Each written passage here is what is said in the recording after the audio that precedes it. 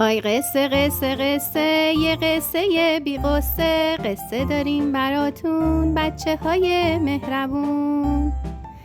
سلام بچه های عزیزم، با یه قصه قشنگ دیگه مهمون خونه هاتون هستم. اسم قصه قشنگمون هست کوتی کاراگاه.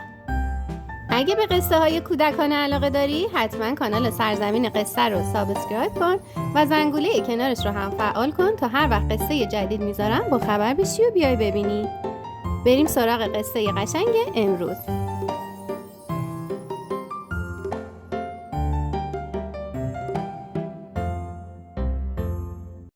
کوتی بچه ماجراجویی بود. دلش میخواست وقتی که بزرگ شد یه کاراگاه بشه. همیشه یه کت بلند میپوشید و یه کلاه بزرگم به سرش میذاشت و ادای کاراگاه ها رو در می آورد. یک روز مادر کوتی داشت لباسای شسته شده رو روی بند مینداخت. کوتی رسید و همه چیزو خوب نگاه کرد. بعد به مادرش گفت از روی نشونه ها میفهمم که الان میری به اتاق. مادر گفت نه نمیرم، میبینی که دارم لباسا رو آویزون میکنم. کوتی لبخند زد و منتظر موند. اون به حرفی که زده بود مطمئن بود. چرا؟ چون میدید که تعداد گیره ها کمتر از تعداد لباس هاست. یه دفعه مادر گفت وای گیره ها تموم شد، حدست درست بود، باید برم و گیره بیارم. و در حالی که به اتاق میرفت گفت آخرش تو یه کاراگاه میشی. یه روز کوتی به پدرش گفت میخوای ماشینتو بشوری درسته؟ پدر با تعجب گفت آره، تو از کجا فهمیدی؟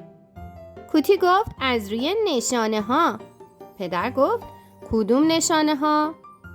کوتی جواب داد اول اینکه امروز روز تعطیله و دوستاتو نمیبینی. دوم تلویزیون برنامه جالبی نداره.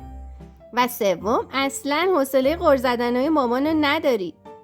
چهارم داری سرتو میخارونی، یعنی اینکه حوصلت سر رفته و کلافه شدی و خب وقتی که کلافه میشی ماشینتو میشوری. پدر خندید و گفت آفرین به تو کاراگاه کوچک و رفت که ماشینش رو بشوره. همون موقع ها بود که یه دفعه صدای خانم همسایه بلند شد. ای وای همستر کوچولوم نیست، گم شده. کوتی فوری خودش رو به خانم همسایه رسوند و گفت نگران نباشید من پیداش میکنم. بعد یه دفترچه یادداشت با یک مداد از جیب کت گشادش در آورد و گفت لطفاً آروم باشید و به سوالات من جواب بدید. آخرین بار کی اونو دیدین؟ آیا همستر شما زود به زود از قفسش بیرون میرفت؟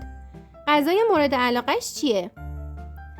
خانم همسایه جواب داد آخرین باری که دیدمش امروز صبح بود. بعدش دیدم که در قفسش بازه و اون نیست. غذای مورد علاقش هم آجیل و سبزیجاته.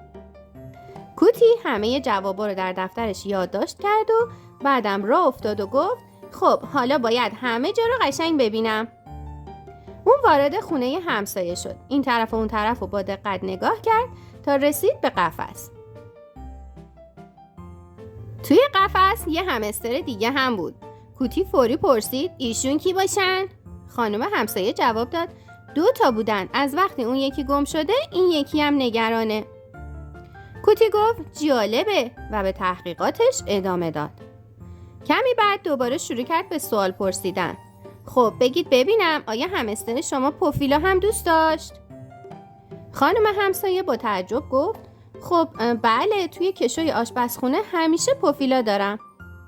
کوتی پرسید لطفاً بگید آخرین بار کی از پنبه استفاده کردین؟ خانم همسایه که از این سوالات بی ربط گیج شده بود گفت یادم نمیاد، اما کمی پنبه در کمد توی حمام دارم. کوتی لبخند زد و گفت میدونستم، فقط میخواستم مطمئن بشم. حالا دنبال من بیاین. کوتی در حالی که خانم همسایه پشت سرش بود به آشپزخونه رفت. کوتی میخواست نتیجه تحقیقاتش رو نشون بده. اون به کشوی کابینت اشاره کرد و گفت خوب نگاه کنید. خانم همسایه گفت وای باور کردنی نیست، این پاکت خالی پر از پوفیلا بود. کوتی گفت خب حالا این خورده های پوفیلای روی زمین رو دنبال میکنیم تا به سرنخ معما برسیم. و بعد به طرف حمام رفت. کمد حمام رو نشون داد و گفت درش رو باز کنید. خانم همسایه در کمد رو باز کرد و از تعجب خشکش زد. همسترش توی کمد لای پنبه ها خوابیده بود و دور و برش پر از پوفیلا و برگ کاهو و آجیل بود. کنارش هم 3 بچه همستر کوچولو دیده میشد. کوتی لبخندی از پیروزی زد. اون مثل یک کاراگاه ماهر معمای همستر گم شده رو حل کرده بود. هفته بعد خانم همسایه به خونه کوتی اومد و یکی از بچه همسترها رو به اون هدیه داد. کوتی با خوشحالی گفت اسمشو میذارم شرلوک. بعد از این اون مشاور من میشه. خب بچه های عزیزم، قصه قشنگ امروزم به پایان رسید. امیدوارم که از شنیدنش لذت برده باشید. بقیه قصه های سرزمین قصه رو هم ببینید و کانال رو سابسکرایب کنید تا هر وقت که قصه جدید میذارم بیاین ببینین و لذت ببرین. خیلی دوستتون دارم. تا قصه قشنگ بعدی، خدا نگهدار.